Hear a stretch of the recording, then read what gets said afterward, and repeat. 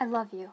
You might not be able to hear me say it because we speak different languages, and you can't understand me, but I hope that you know how much I love you. Each time I feel your hand running over my back and then rubbing behind my ear, oh, that's the spot, I love you. Each time you go for a jog and bring me along with you to be your companion, I love you. When you ask me if I want to go bye-bye and we jump in your car and take a trip to Petco, I love you. When we spend hours in the store with me testing out the different toys and beds, I love you. I love when it's stormy outside, and you know my fear of thunder, and let me curl up to you in bed. I love you beyond explanation, because not only are you my best friend, but you're my savior. My life wasn't always like this. You remember how we first met, and how hesitant I was to even approach you, and how much time it took me to let it sink in that I was safe. And there was a reason for that, because for so many years of my life, I was living in fear of not being able to see a new day. Survival isn't just important for humans, it's important for animals too, especially dogs, like me. Because when you're alone, the only one you have to depend on is yourself. Before I met you, I wasn't someone's pet. I was my own stray. People have trouble remembering their younger days, but I don't. I remember it like it was yesterday. I had brothers and sisters. They're all gone now, either dead or alive. I'm not really sure, but they were my best friends. My family, my only family, until you. I remember being in a box with all of them. It was small and very cramped, and as scared as I was, I made it through, because we were in it together. But slowly and slowly, I watched as someone came up, pulling them out of the box and taking them home, and leaving me all alone.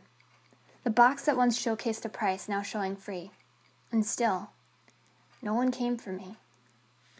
Nighttime scared me the most, because it would rain. A loud clap in the sky, followed by a bright streak, caused me to shudder. The rain pelted hard against me, and as much as I tried to cover myself under the newspaper, it was already too damp to provide dryness. It rained, hours on end, that night, and the box, the place I had come to see as my home, filled up with water. I felt myself drowning. I cried out for help, but no one heard me. I know I wouldn't have made it through that night. Maybe someone was watching over me, because the next thing I knew, the box had fallen apart, and I had managed to get out. I was free, and yet, all I found myself wanting. Spending my time in a box isolated me from the rest of the world. Everything that surrounded me was new to me. All these scary sounds echoed through my ears. I tried to cross this black river that I now know today as a road. But when I did, this giant machine charged at me. It looked like a monster, which caused me to run deep into the alley. I ran into my own kind. They were older than me, bigger than me, which made me realize they were adults, and for a split second, I felt hope that I was going to be okay. But then they started snarling at me, growling at me. Suddenly, I no longer felt safe, and the second that they approached me, I hightailed it out of there. They were a pack of wild and hungry dogs, and the scars that I still have on me, that you've questioned how those happened, they were the reason for that. I found shelter after my escape. I had been able to hop and hide myself away on a truck tire. It was big enough that it covered my entire body and kept me dry, and I was thankful for that. I stayed there the rest of the night. I barely slept that night, because I was too afraid to close my eyes. It wasn't always bad, though. I had my good days. I actually did make a friend. His name was Charlie. We were friends for a very long time. He became my family, and I became his. We looked out for each other and protected one another. We had shelter together, whether it be living in the woods, sheds, or empty doorways. We each took turns diving into dumpsters to find food, and we always shared.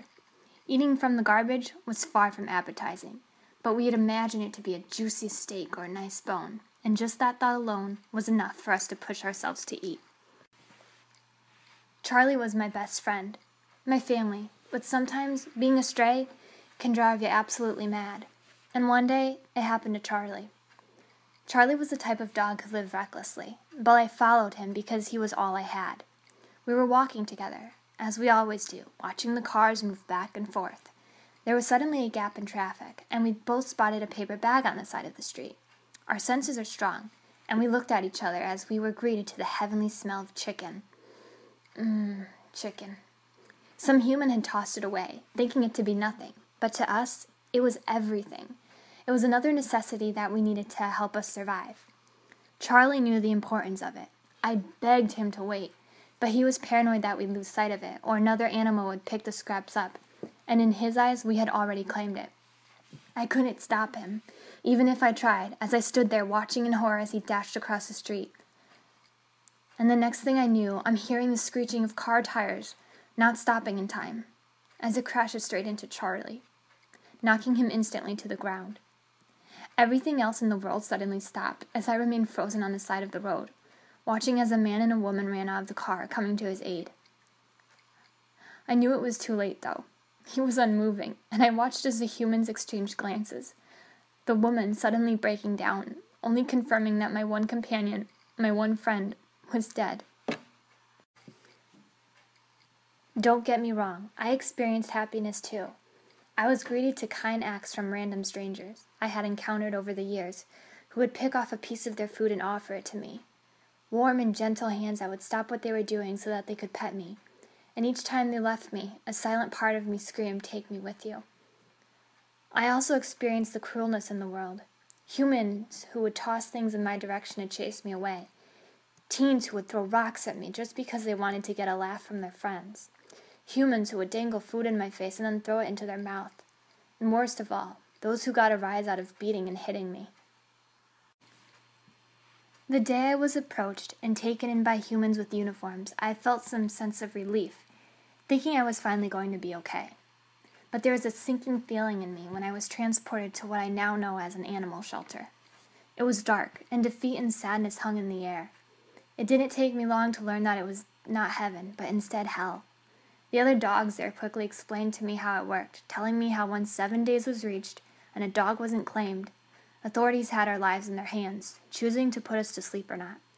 I watched in fear as dogs I had befriended were taken away, and I knew the second they went through that door, they weren't coming back. I felt like a pup again as I watched humans make their way through, going down the corridor and peering into the cages to see us. I never once moved, though, staying in my place, because I remember how everyone had ignored me during those days in that box. You surprised me, though, because you stopped. You looked into the cage and our eyes met, and though I was scared, I saw kindness and concern in yours. At the moment, I felt the connection as we came to the silent understanding that all creatures and humans, whether it be someone with 2 hands or 4 paws, we were all the same. I was like you as you were like me. It was in that special moment where a bond formed, causing you to call the guard, telling him that you wanted to take me home. The words sounding foreign to me, but you had come here to save me, so I put my trust in you, and I followed. That trust has only grown over the years, as has my love for you. You might not hear me, but I only hope you know how grateful I am towards you. Not that many animals are blessed in the way that I am. Some only find happiness and peace in death, because their suffering comes to an end. But I found my peace and happiness with you. For that, I love you. Always. Thank you.